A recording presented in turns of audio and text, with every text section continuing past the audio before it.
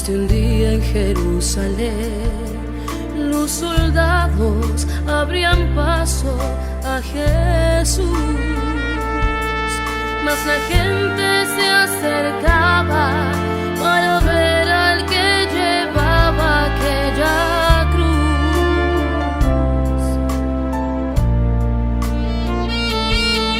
Le sangraba las heridas que por mí Jesús sufrió, las espinas desgarrabanle su sien, pero más inmenso fue su amor por quienes él iba a morir.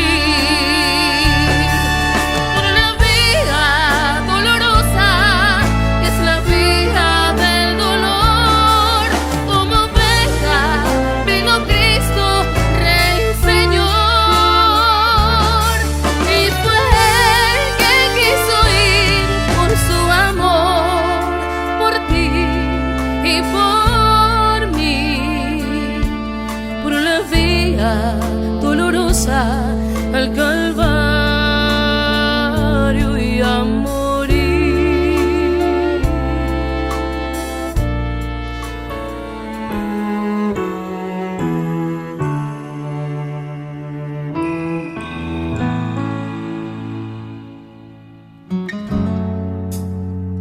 Fray Martín representa, creo yo, de todos los santos, el discurso más conciliador de todos. Y eso se expresa en ese emblema de diferentes animales que por naturaleza están enemistados, por así decirlo, comiendo de un solo plato, ¿no?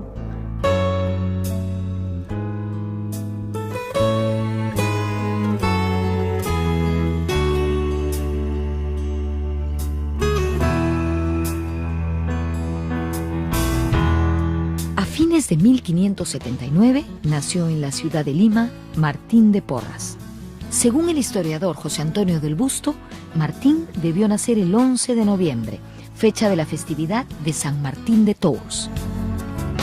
Martín de Porras fue hijo del español Juan de Porras y de doña Ana Velázquez, negra liberta, natural de Panamá.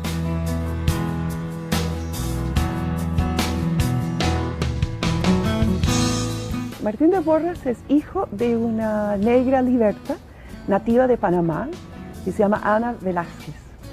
No sabemos cómo ella llegó a Lima y de alguna forma consiguió su libertad. Tampoco sabemos cómo.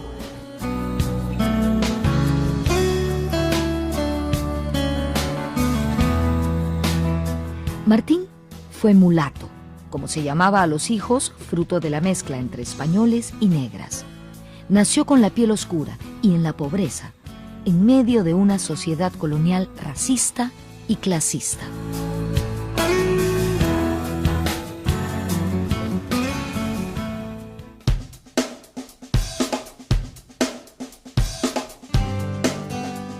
Sobre el padre de Martín se sabe que se llamó Juan de Porras y que era un español hidalgo nacido en Burgos, pero sin grandes recursos económicos. Fue un caballero burgalés llamado Juan de Porras y además era hidalgo, es decir, era noble, sin título, y contaba con la condición de caballero de una orden de nobleza, de una orden militar.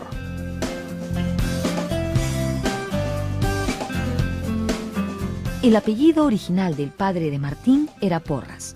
Sin embargo, ya por esos años, muchas personas de la misma sangre usaban la modalidad de Porres.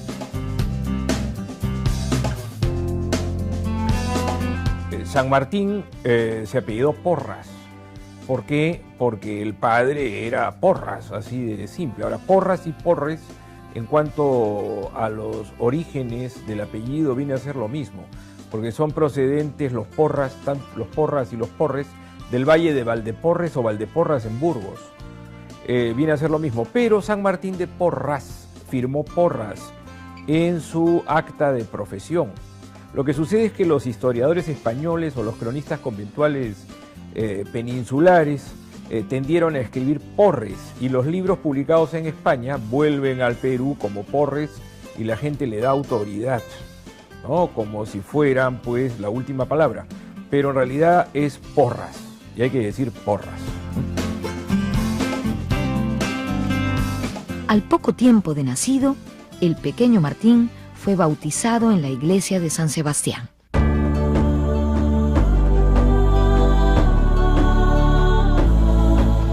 Estoy en la antigua iglesia de San Sebastián, la tercera parroquia que existió en Lima, fundada en 1554.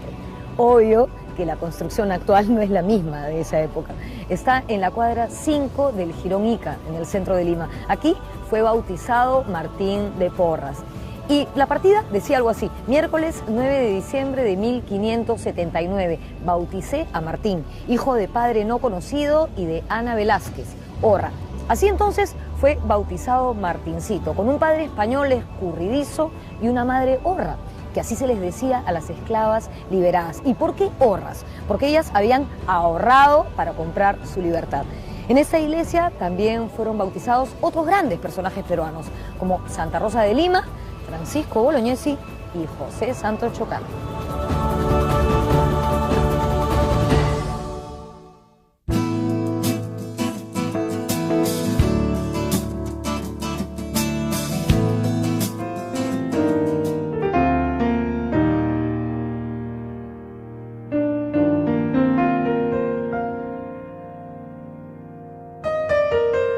Estamos en la cuadra 5 del Jirón Callao, conocida como calle del Espíritu Santo. En esta calle quedaba la casa donde nació San Martín de Porras. Cada vez que un virrey nuevo asumía el cargo, desembarcaba en el Callao y entraba a la ciudad, pasaba por esa calle rumbo a Palacio de Gobierno, escoltado por sus tropas y entre vítores del vecindario. Ese era el desfile de los triunfadores. En contraposición, también pasaban cerca de esta calle, cuando entraban a la ciudad de los Reyes, los esclavos, en una marcha triste y silente. Y antes de llegar a esta calle, eran desviados a la izquierda para cruzar el río Rímac por el puente de Palo y llegar a los corralones de Malambo. En esos corralones, para gente pobre y esclavos, vivió parte de su niñez y su adolescencia nuestro futuro santo San Martín de Porras. De la convivencia entre Juan de Porras y Ana Velázquez nació también Juana. De esta hermana de Martín se dice que fue mulata clara. Juan de Porras nunca se casó con Ana Velázquez, sin embargo, mostró preocupación por los hijos de ambos. Y los dos hijos están registrados en los libros parroquiales como hijos de padre desconocido, o sea, son hijos ilegítimos. Pero sin embargo, el padre de Martín y Juana los llevó consigo a Lima, o sea, a Guayaquil, cuando eran chicos, y allá él los presentó a sus parientes como sus hijos. Entonces hay un reconocimiento informal, por último.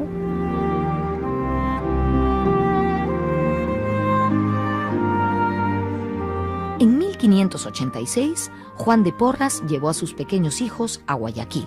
Al parecer, la idea del español era dejar a sus hijos al cuidado de un pariente. Luego de unos años, Martín regresa a Lima al lado de su madre y su hermanita Juana se queda en Guayaquil. Allí viviría hasta su juventud, se casaría y tendría una hija. Y Juana se quedó en Guayaquil y se casó con un español allá, y luego volvió ella a Lima con su hija, que se llama Catalina, que es una sobrina de Martín de Porras. Y ella, Catalina, y su mamá Juana eran muy cercanos a Martín durante toda su vida. De regreso de Guayaquil, Martín vivió en el arrabal de Malambo, cerca al río Rímac. Al parecer, en casa de doña Isabel García Michel, vecina con reputación de mujer honesta y buena cristiana. Malambo se ubicaba en el barrio de San Lázaro. En este barrio, habitado por gente pobre y con gran presencia de esclavos, pasó su infancia Martín. Desde pequeño se mostró muy católico y entregado a la oración.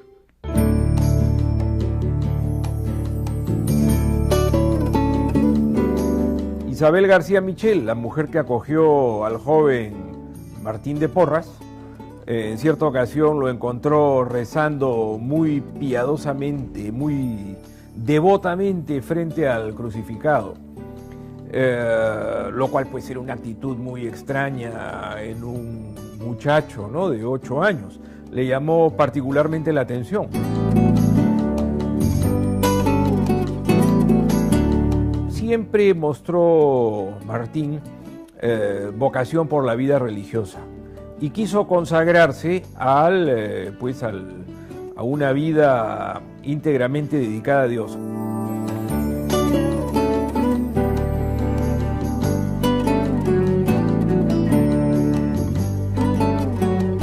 Alrededor de 1591, San Martín de Porras recibió la confirmación en la antigua Catedral de Lima, que era un poco más modesta que la que conocemos hoy. Junto a él, muchos otros chicos recibieron la confirmación prometiendo ser buenos cristianos y renunciando públicamente a Satanás. El arzobispo de Lima fue quien lo confirmó, pero no era un arzobispo cualquiera, no, era Toribio Alfonso de Mogrovejo, organizador de la Iglesia Católica en el Perú, y que en virtud de una vida dedicada a la protección y evangelización de los menos favorecidos de la sociedad, negros, indios y castas, fue luego canonizado como Santo Toribio de Mogrovejo.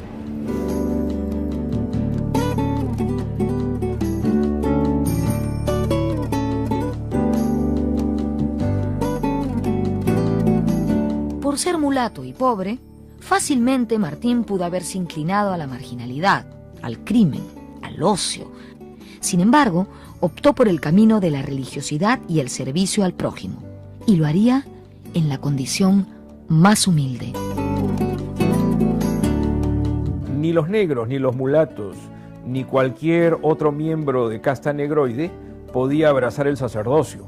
Por lo tanto, Martín hubo de entrar a la iglesia en condición de lego, pero como lego en la condición más baja, de donado.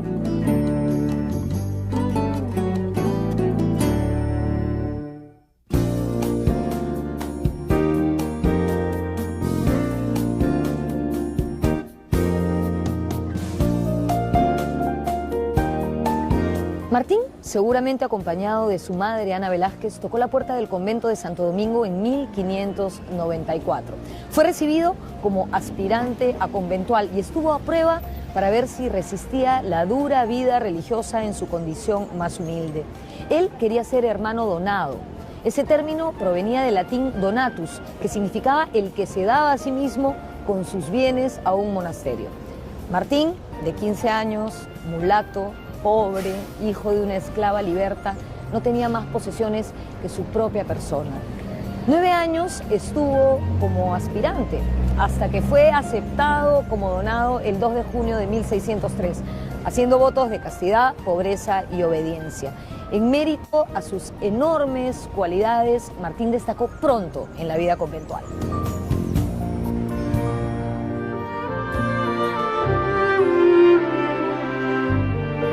Desde que ingresó al convento, Martín se dedicó principalmente a la oración y al trabajo, más que al estudio.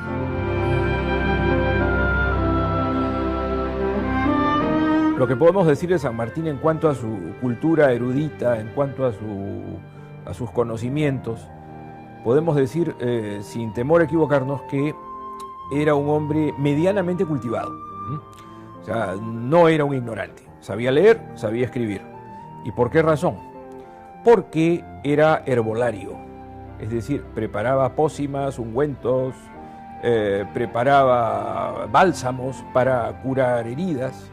Además, conocía la técnica del sangrado, aplicaba sanguijuelas y era sacamuelas.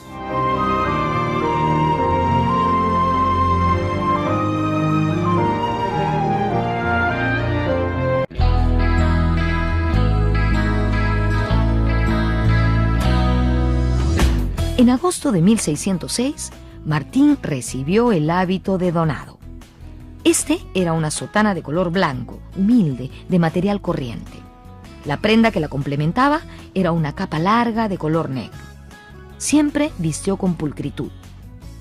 Martín solía usar calzado viejo. Se ponía zapatos que habían sido desechados por un hermano del convento, los remendaba y los usaba. Años después, un zapatero que lo estimaba le regaló unos zapatos nuevos. Martín no los quiso recibir, pero le pidió a su amigo el zapatero que por favor se los entregue a un pobre que los necesitara más que él.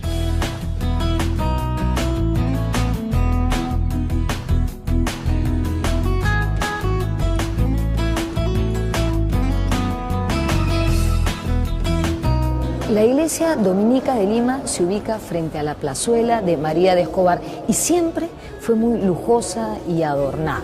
El templo se ubicaba en la esquina sureste del convento y tenía una torre de 2 o 3 cuerpos que se vino abajo en el sismo de 1586. Sin embargo, pronto fue reemplazada por otra. En esta torre reconstruida era donde Fray Martín realizaba sus labores de campanero del alba. ¿Qué era un campanero del alba? Era el que cada día a las 4:30 de la mañana hacía sonar las campanas para despertar a los religiosos y que comenzaran sus labores conventuales. Los testimonios cuentan que Martín realizó siempre esa labor con enorme disciplina y puntualidad.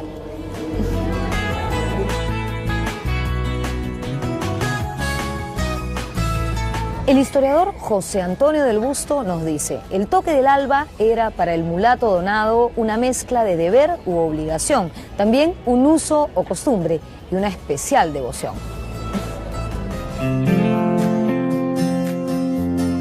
Martín e Isabel Flores de Oliva, más conocida como Santa Rosa de Lima, vivieron en la misma época. De hecho, Santa Rosa vivió un tiempo aquí, en su convento actual, en la avenida Tacna, muy cerca de la casa donde nació San Martín de Porras.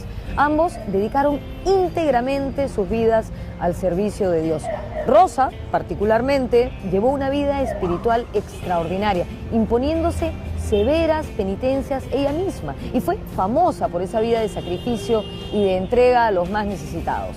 Martín, además de rezar, ayudó a los más pobres, a los enfermos, curándolos, repartiendo donaciones y llevando una vida muy austera.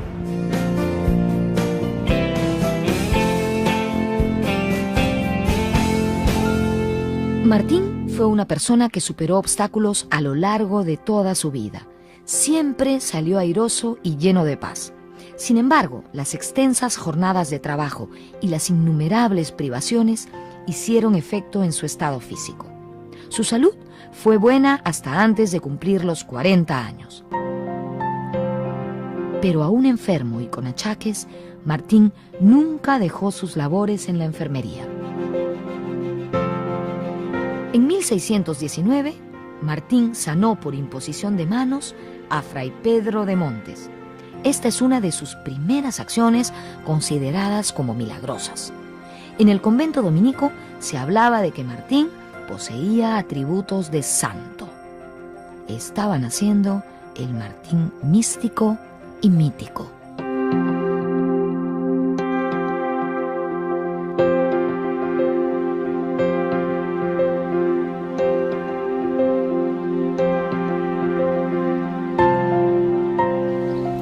Hasta aquí esta primera parte sobre la historia de San Martín de Porras. En el siguiente programa veremos sus milagros y cómo la muerte lo alcanza en 1639. También hablaremos de su aspecto físico y de cómo su figura ha sido representada en esculturas, pinturas, grabados e incluso en grafitis.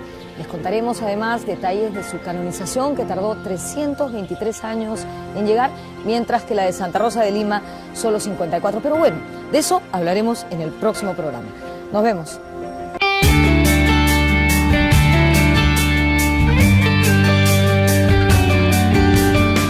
El 6 de mayo de 1962, el Papa Juan XXIII proclamó ante una multitud de creyentes la santidad del humilde fraile Moreno, estableciendo el 3 de noviembre, la fecha de su muerte, como el día para honrar su memoria. La ceremonia se realizó en la iglesia de San Pedro, en el Vaticano.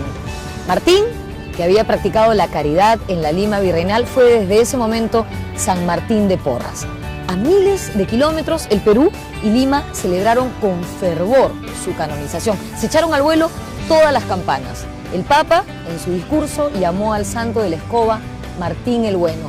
Y el gran Nicomedes Santa Cruz compuso una décima para la ocasión, que decía algo así como: Este santo entre los santos del cielo recibió el don y su canonización, que aplaude el mundo cristiano, mostró que en el Vaticano no hicieron segregación.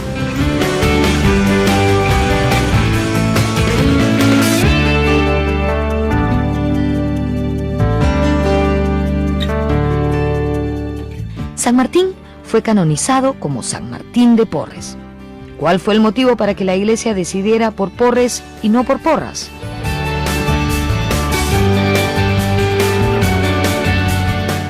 Él firmaba Porras y su sobrina Porras, y todo Porras, pero cuando hacia el año, como 2 siglos después, comenzó a aparecer la palabra Porres, por la influencia del idioma portugués, que Porras era una palabra un poco fuerte, y también entró al castellano la palabra un poco fuerte, vete a la porra.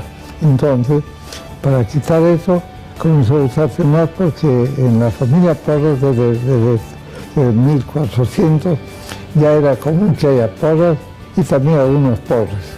Entonces cuando hacia el año 1700 comenzó a llamarse Porras o Porres y después quedó Porres. Cuando San Martín de Porres se beatificó como Porres, ya era como un Porres, ya Porras se dejó aparte, y se canonizó también como Porres. Así que la Iglesia lo presenta como San Martín de Porres oficialmente, aunque no afecta nada que puedan llamarlo Porres.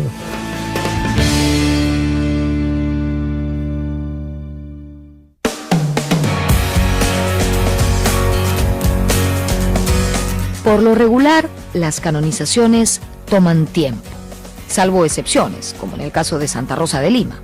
Los fieles tuvieron que esperar más de 3 siglos antes de ver a Fray Martín llegar a los altares.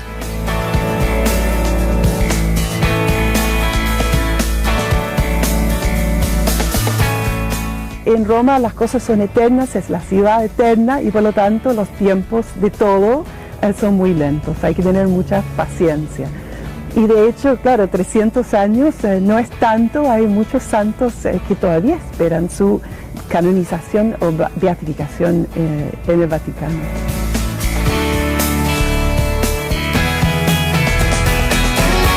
Juan XXIII ese año designa arzobispo a un negro y le dice, su santidad, necesitamos un santo negro a quien rezarle.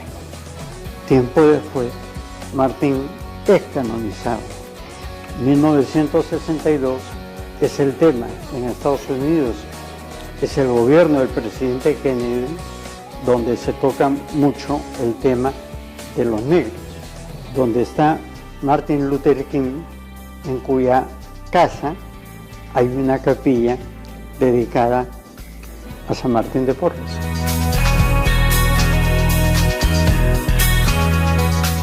En los años 50 y 60 del siglo pasado cobran importancia social, importancia histórica, el tema del África, el tema de la reivindicación de la raza negra. Entonces, hay un muy buen, una muy buena oportunidad para elevar a los altares a San Martín de Porras, que por cierto ya tenía los milagros, los favores ganados, ya tenía pues los requisitos cumplidos para ser elevado a los altares.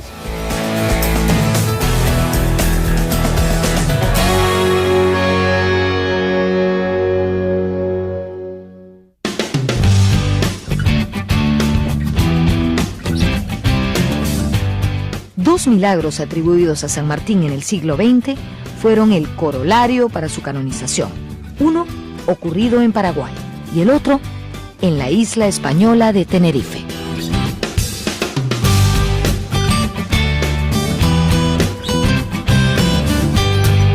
En 1962 hay 2 milagros más que no ocurren en Lima porque ya es un santo más bien universal. Uno ocurre en Asunción, Paraguay, que es una señora mayor que está muy enferma y su hija reza y pide la intercesión de Fray Martín y la señora se recupera. Y segundo milagro es un niño de Gran Canaria, Tenerife, a quien se le cae un bloque de cemento al pie y su pie queda aplastado, está ya gangroso y los médicos dicen que hay que amputarle la extremidad. Su mamá le aplica una imagen de Fray Martín, una estampa al pie, y luego el niño se recupera completamente. Y entonces, de nuevo, los médicos que son asesores del Vaticano declararon que no había explicación natural por ninguno de estos dos milagros, y por lo tanto en 1962 el Papa Juan XXIII declara a Martín de Porres santo de la Iglesia Universal. Sin duda, nuestro país no sería el mismo sin el aporte de la cultura afroperuana. Del mismo modo, nuestra religiosidad no sería tal sin la presencia de ese santito moreno de la escoba, San Martín de Porras.